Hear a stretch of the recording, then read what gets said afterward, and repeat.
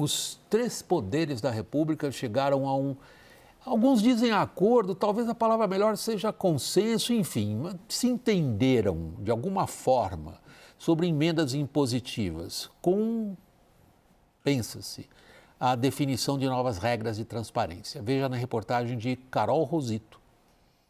Todos os 11 ministros do STF participaram do almoço. O ministro da Casa Civil, Rui Costa, representou o presidente Lula.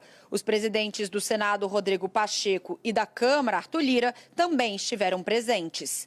Conseguiram do STF o reconhecimento de que as emendas impositivas continuarão a ser consideradas constitucionais, mas seguirão novas regras. As emendas PIX, as mais polêmicas, precisam agora ter a identificação do objetivo, com prestação ao Tribunal de Contas da União e prioridade para obras inacabadas. Mesmo essa transferência, que antes se chamava livre, ela é imprescindível que seja apresentado um plano de trabalho, um objeto e um cronograma. Portanto, acabou a transferência livre. Também ficou definido que as emendas de bancada serão destinadas a projetos de infraestrutura em cada estado e no Distrito Federal, com individualização proibida. As emendas de comissão, que não são impositivas, serão destinadas a projetos de interesse nacional ou regional. Apesar do acordo, a suspensão de todas as emendas continua valendo até uma nova manifestação do ministro relator Flávio Dino. É preciso ainda esperar pelos ajustes que governo e Congresso se comprometeram a fazer pelos próximos 10 dias em critérios técnicos e sobre as prioridades na execução dos recursos. Executivo e Legislativo ainda devem definir mudanças nas regras de reajuste das emendas para evitar que os valores não aumentem mais do que as receitas obrigatórias, o que, segundo o presidente do Senado, deve exigir a aprovação de uma nova proposta de emenda à Constituição. Rodrigo Pacheco comemorou os termos do acordo entre os poderes. O orçamento não pertence exclusivamente ao Poder Executivo. Ele pertence ao Brasil e é feito tanto pelo Executivo quanto pelo Legislativo. Mesmo com consenso entre os poderes, fica ainda a dúvida sobre o futuro das propostas de emenda à Constituição, que restringem os poderes do STF, encaminhadas à Comissão de Constituição e Justiça da Câmara por Arthur Lira, em resposta à suspensão das emendas. Essa matéria não entrou em discussão, ninguém tocou nesse assunto. Como é que o senhor vê esse tipo de pauta no Congresso? Eu já tenho dificuldade de administrar a minha própria casa, o Congresso, então não faz parte do meu cardápio. Mas aí a gente está usando a tua experiência, Rodrigo, administrar uma casa complicada como a Câmara dos Deputados, mas sobretudo a sua experiência nessa relação legislativo-executivo. Na sua avaliação, qual é o alcance e a profundidade do que hoje se acertou entre os três poderes? Olha, eu fico acompanhando o debate agora mais à distância, né? Mais livre para falar também? Mais ou menos, né? Mas a gente tem que voltar um pouquinho no tempo, porque num passado não muito distante, governos Fernando Henrique e Lula, que eu participei como deputado, num determinado período, medida provisória não tinha prazo. O Congresso não votava veto e o orçamento era instrumento de chantagem do Executivo sobre o Legislativo, né? O que, na minha opinião, se diz de que o Parlamento assumiu o poder, né, e reduziu o poder do Executivo, para mim está tudo errado. Para mim nós passamos a ter, né, um equilíbrio na nossa democracia. Um parlamento que não vota medida provisória, não vota veto, e o seu orçamento aprovado, o seu orçamento dos brasileiros, porque o parlamento é maior que o governo. O governo é parte do Brasil, o parlamento é o Brasil. Todos os interesses estão no parlamento, não estão todos no Poder Executivo, né? Nós trabalhamos a oposição ao autoritarismo do governo passado, quando eu presidi a Câmara, com a oposição do parlamento, no parlamento contra o governo. Então, a gente tem que tomar cuidado, do meu ponto de vista, como é que se trata isso. Porque emenda impositiva, orçamento impositivo, é no Brasil e no mundo. Emenda de parlamentar é no Brasil e nos Estados Unidos, que também é presidencialista por coincidência. Porque, por óbvio, nos regimes parlamentaristas, quem faz o orçamento é o próprio parlamentar.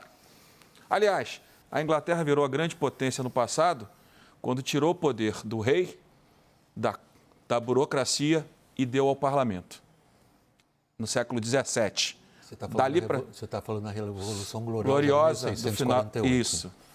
Né? Várias revoluções no século XVII. E daí para frente o grande Império Britânico, dando poder ao parlamento, limitando o poder do governo, da burocracia e do rei. Então, eu acho que da forma como se tratou nas últimas semanas do parlamento, eu fico pensando, nós queremos então um governo autoritário. Eu já vi burocrata dizendo essas coisas que eu digo a vocês, eu já vi burocrata dizendo que é o correto, que o orçamento é autorizativo. Absurdo ter que votar veto. O processo legislativo começa com a apresentação de um projeto, voto, vai a sanção ao veto, o veto vai a voto, terminou o ciclo legislativo. Sem a votação do veto, você não termina. Então, o que eu senti falta hoje, e acho que o Supremo arbitrou muito bem, que não é o papel dele, porque essa briga não é dele. Eu disse semana passada para alguns parlamentares, essa briga não é do Judiciário. O Judiciário foi chamado, né, por uma ação a tomar uma decisão, que é o papel dele.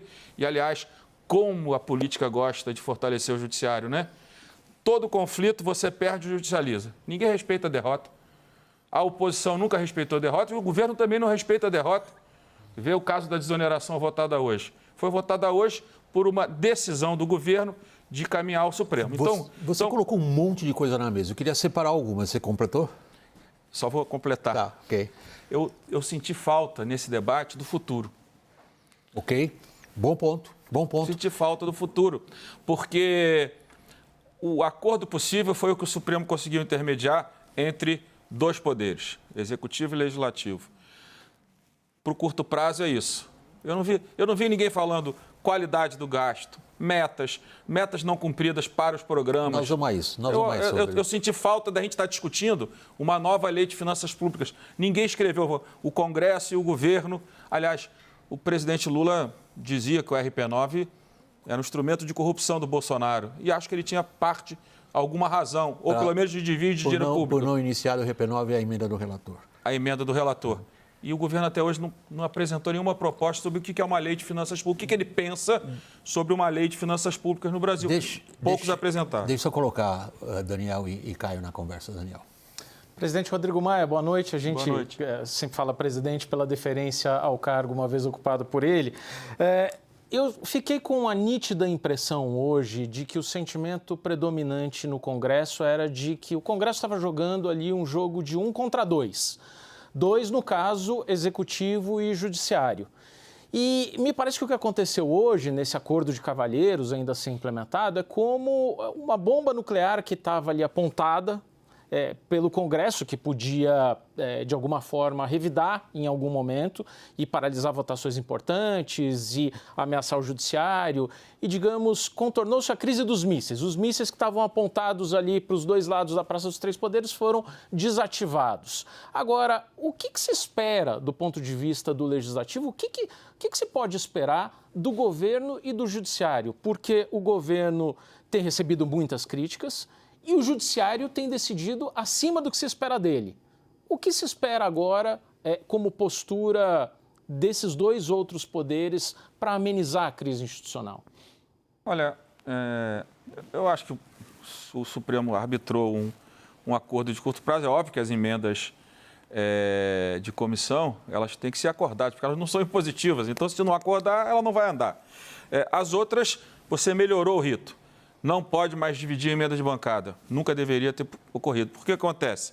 Um estado como o Rio, você acaba com dinheiro, porque 46 divide por 300 milhões, fica um valor de emenda individual, ou de emenda individual do passado. Então, isso foi uma decisão muito relevante. E na emenda PIX, que eu admito que a emenda PIX, quando eu pautei, eu era contra, mas era a vontade da maioria, de fato virou um instrumento com dificuldade de fiscalização. O próprio presidente Arthur, conversei com ele hoje, ele me disse a emenda PIX com objeto. Pronto, eu acho que se deu uma maior transparência, uma melhor organização no modelo que nós temos. Mas a minha pergunta o modelo que nós temos é o ideal, né? Nós não vamos aprofundar esse debate de uma lei lá de 60 e pouco, né? A lei de finanças públicas, nós não vamos olhar bons exemplos. A Câmara, eu sempre digo, tem técnicos da melhor qualidade. O coordenador da comissão da consultoria de orçamento, o Wagner é excelente, o Volpe é excelente, o Bicho que voltou do governo, que também é consultor excelente, o Tolini, o Hélio Tolini, que se aposentou, talvez seja o grande quadro da Câmara, fora os do Senado. Né? Todo mundo ali tem muito estudo, muita informação.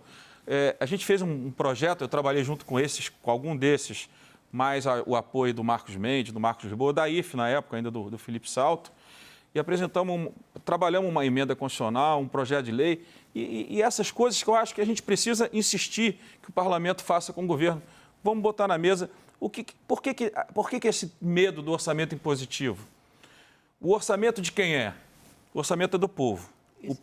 Rodrigo, esse é o ponto, Rodrigo. Rodrigo, o ponto é quem manda. Na minha opinião, política pública é o governo.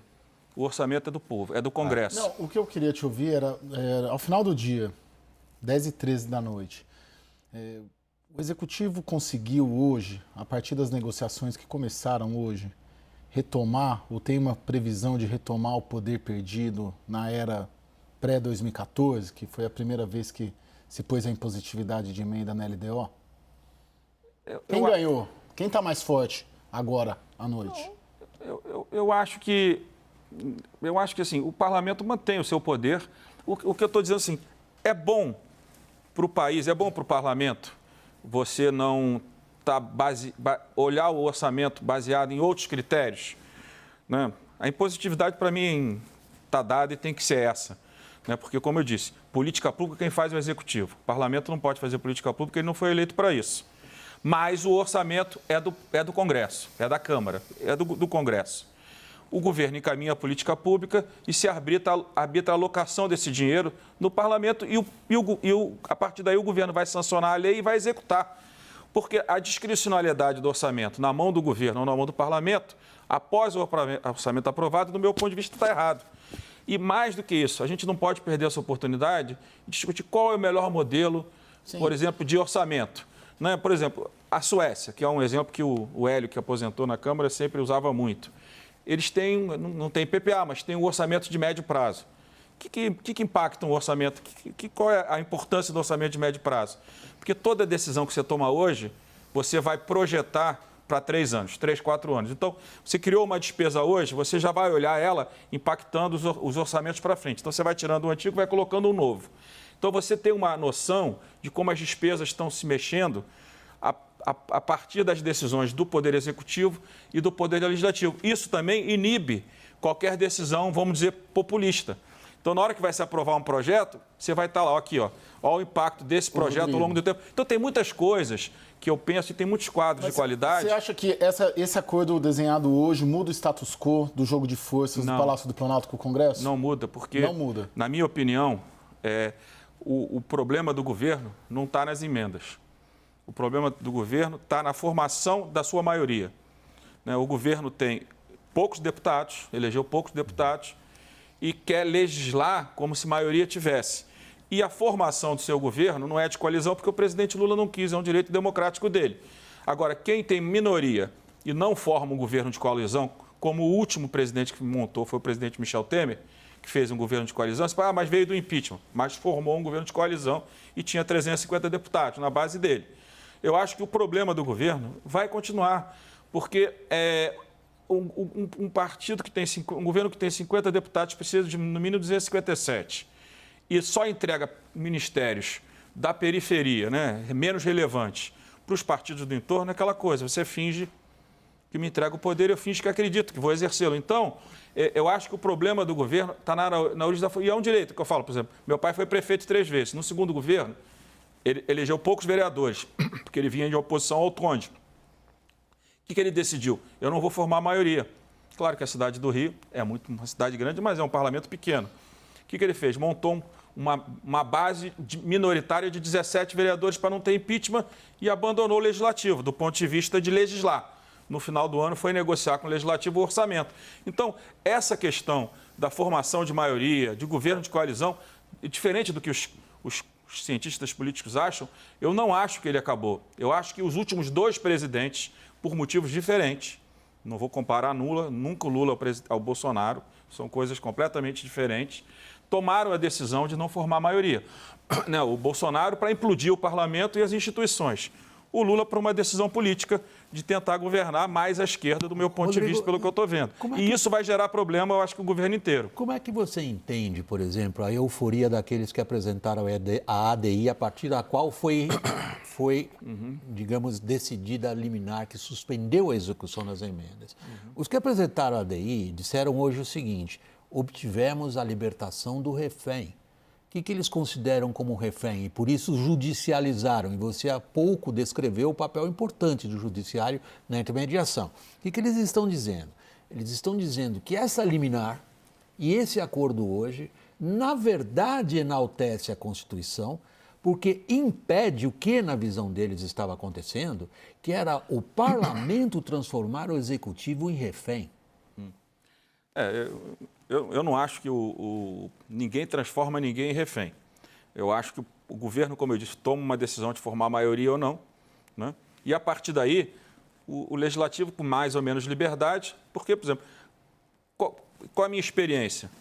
A minha liberdade na presidência da Câmara para pautar no governo Michel era, apesar de eu ser aliado do presidente Michel, era muito menor do que era com o Bolsonaro.